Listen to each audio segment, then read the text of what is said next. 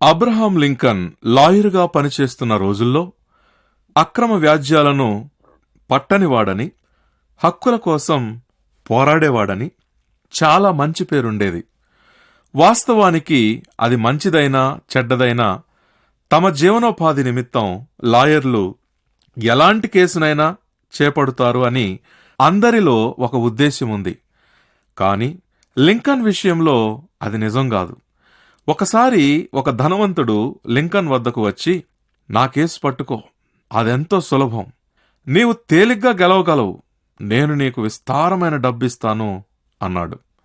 Abraham Lincoln అతన్ని, ఈ గొప్ప నేరం నువ్వు చేసావు గదా అని అడిగాడు. ఆ ధనవంతుడు లింకన్తో, నేను నీతో అబద్ధమాడలేను, నిశ్చయంగా నేనే చేశాను, అయితేనో సాక్ష్యాలు లేవు గనుక మనం సులభంగా గెలవచ్చు అన్నాడు. అప్పుడు లింకన్ అన్నాడు, స్నేహితుడా, ఈ కేసు ఏ లాయర్ అయినా గెలుస్తాడు, నేనైతే ఈ కేసు తీసుకోను అన్నాడు. ఎందుకంటే నీకోసం పోరాడుతున్నప్పుడు నా అంతరాత్మ లింకన్ ఒక అబద్ధికుడని నన్ను గుచ్చుతూనే ఉంటుంది.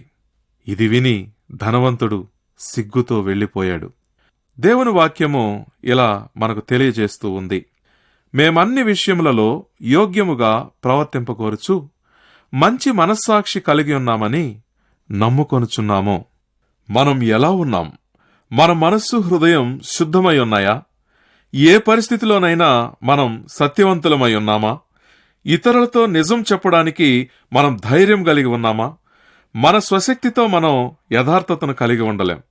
మనకు దేవుని కృప అవసరమై ఉంది. ఇతరులు మనలో దేవుణ్ణి చూడగలిగేటట్టు ప్రభువును అడుగుదామా? మంచి మనస్సాక్షి కలిగి ఉండడానికి ప్రయత్నిద్దామా?